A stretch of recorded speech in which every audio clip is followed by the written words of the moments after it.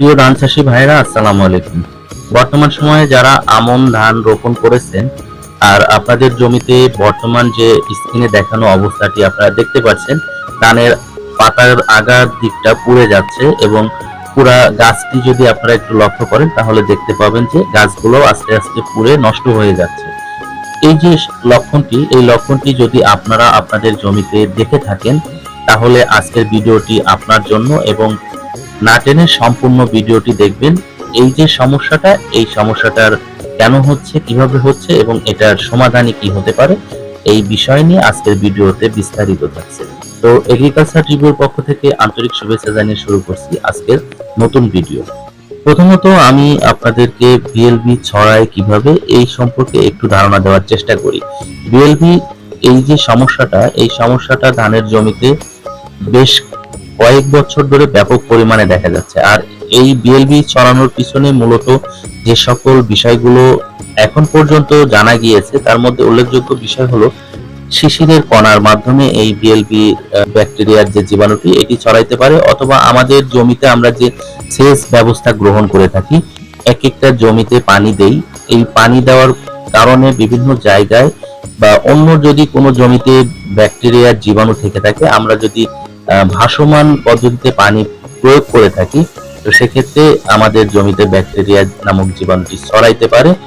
এছাড়াও ঝড়ো বাতাস বা গুড়ি গুড়ি বৃষ্টি এরকম যদি অবস্থা আমাদের ধানের জমিতে পেয়ে থাকে, বিশেষ করে থোর অবস্থায় এবং ফ্লাওয়ারিং অবস্থায়, তাহলে সেই সময়টায় এই জমিতে বিএলবি আক্রমণ দেখা যেতে পারে। এর বাইরেও যদি আমরা যে জমিতে ধানের বীজতলা করি, ওই জমি থেকে ধানের চারা উঠায় নিয়ে আসি, তো প্রত্যেকটা ধানের চারা শিকড়ই ছিঁড়ে যায়। তো সেই শিকড়গুলো যখন আমরা নতুন কোনো জমিতে রোপণ করি আর ওই জমিতে যদি মাটিটাকে আমরা শোধন না করে রাখি বা শোধন না করি, তাহলে ওই জমিতে যে ব্যাকটেরিয়া নামক জীবাণুটা থেকে থাকে, সেই জীবাণুটি পরবর্তী সময়ে ধানের যে শিকড় ছিঁড়া ক্ষত আছে, এই ক্ষত দ্বারা তার শরীরে গিয়ে একটা সময় এই বিএলবি রোগে আক্রান্তিত হয়। এই বিএলবি রোগের থেকে আমাদের পরিত্রাণ পেতে হলে আমাদেরকে যে বিষয়গুলো প্রথমত মনে রাখতে হবে, আমরা যদি আমাদের জমিতে অলরেডি বিএলবি রোগের আক্রমণ দেখতে পাই, সেক্ষেত্রে আমাদের জমিতে যে পানি আমরা সেচ পানি দেই, সেই পানিগুলো কমিয়ে দিব এবং পরবর্তীতে প্রায় 5 থেকে 7 দিন আমরা ওই জমিতে পানি দেওয়া বন্ধ করে দিব, মাটিটাকে শুকাইতে আমরা সময় দিব। এছাড়াও আমাদের জমিতে বিএলবি যদি দেখা যায়, সেক্ষেত্রে আমরা আমাদের জমিতে এমওপি সার অর্থাৎ লাল সার আমরা প্রতি বিঘাতে 5 থেকে 10 কেজি হারে প্রয়োগ করব।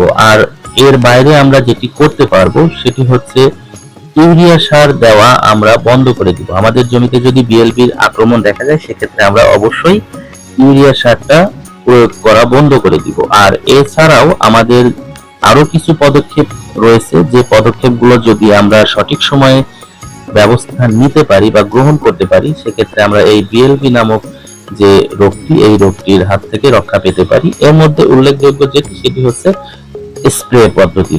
স্প্রে পদ্ধতির বিষয়টি যদি আমি আপনাদেরকে বলি, সেক্ষেত্রে অবশ্যই উচিত হচ্ছে রোগটা না আসার আগেই আপনার ধানটা সুস্থ থাকা অবস্থায় বিএলবি অর্থাৎ ব্যাকটেরিয়া নাশক যে প্রোডাক্টটি বাজারে পাওয়া যায়, এই প্রোডাক্টগুলো ধানের জমিতে স্প্রে দেওয়া। আর যদি অলরেডি এসে যায়, সেক্ষেত্রে আপনাদের যেটি করতে হবে, বাজারে বিভিন্ন রকমের ব্যাকটেরিয়া নাশক পাওয়া যায়, দুই একটি নাম যদি বলি, সেক্ষেত্রে মিমপেক্স অ্যাগ্রোকেমিক্যালস লিমিটেডের একটি ব্যাকটেরিয়া নাশক রয়েছে কিমিয়া নাম, এই কিমিয়াটা আপনারা আপনাদের ধানের জমিতে ব্যবহার করতে পারেন। আরো রয়েছে ব্যাকটাপ অটোক্রপ কেয়ারের একটা ব্যাকটেরিয়া নাশক। এছাড়াও হ্যাকেম বাংলাদেশ লিমিটেডের একটি ব্যাকটেরিয়া নাশক রয়েছে যেটার নাম ব্যাক্টোবান।